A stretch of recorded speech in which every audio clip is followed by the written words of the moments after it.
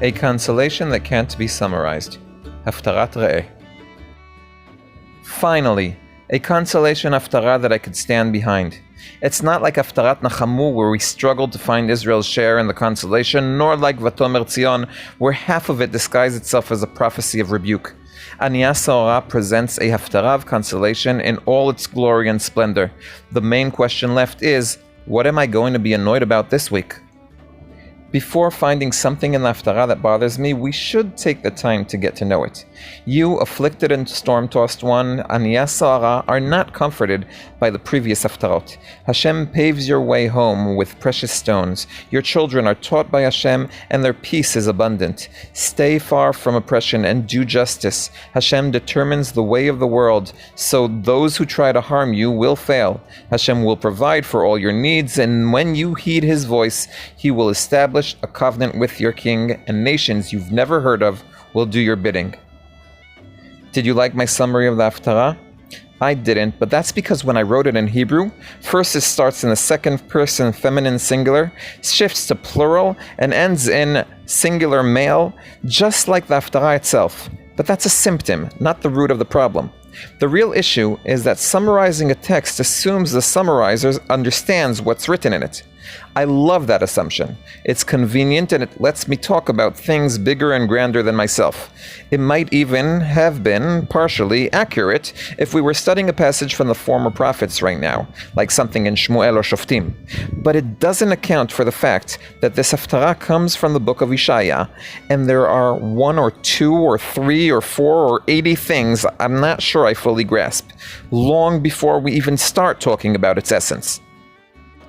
For example, one question I'm not sure I can answer is, to whom and about what is the prophet speaking? Is the afflicted, as my summary suggested, the same as the thirsty who Hashem has provided for?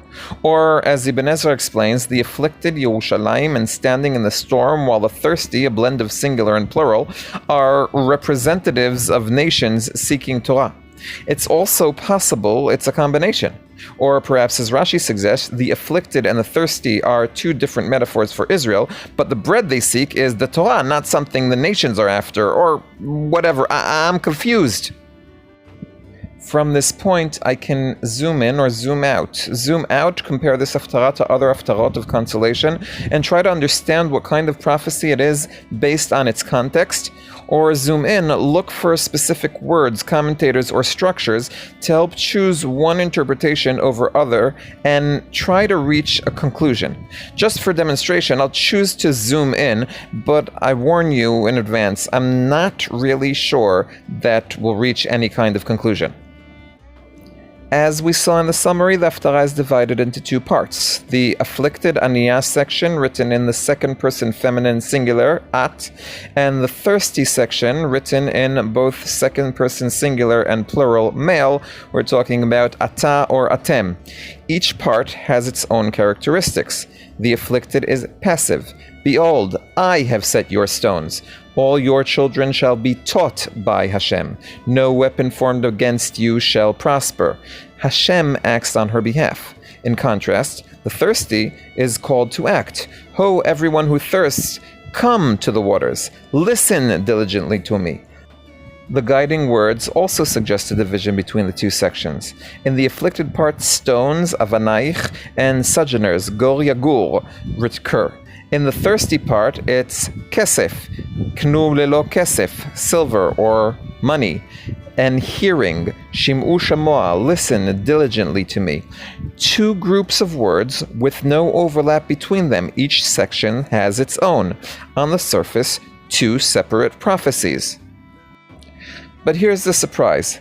Despite the completely different words, avanim and garim for the afflicted, for the aniyah, kesef and shlishmoa for the thirsty, for the tzameh, the literary structure of the 2 sections is suspiciously identical. In each, there are 2 guiding words, each appearing in a concentrated trio over 1 or 2 verses, without one trio interfering with the other. In the afflicted section, verses 11 and 12 have 3 mentions of stones, and verse 15 has 3 mentions of sojourners. In the thirsty section, verses 1 and 2 have 3 mentions of silver, and verses 2 and 3 after we finish talking about the silver, have 3 mentions of hearing. Together, this creates an almost mathematical symmetry. 2 sections, 4 guiding words, 4 trios. This is particularly interesting because the surrounding prophecies aren't structured this way. So, despite the difference in content, could this actually be one continuous prophecy? 2 movements of the same melody, different imagery, different words, even different addressees, yet the same literary symmetry ties it all together. It's as if the prophet builds 2 houses of the same composition, facing each other, but in the same rhythm. This raises the question, if this is indeed one prophecy, does it make the message clearer? Not necessarily. Even if we accept that the afflicted and the thirsty are Israel finding Torah, there's still ambiguity. Is the Torah what brings the consolation, or is the consolation itself the revelation of the Torah? Is this what I find annoying? That when we finally get a true consolation, it doesn't fit neatly into my categories? That it can't be summed up in one line? We can't decide who the thirsty is, and we can't tell if it's the cause or effect? That we found literary roots and structures we can't fully build upon or get to the bottom of? Maybe. And maybe that's exactly the consolation. It's not a logical series, but an overflow of possibilities, each promising a different future, together creating the mosaic of redemption.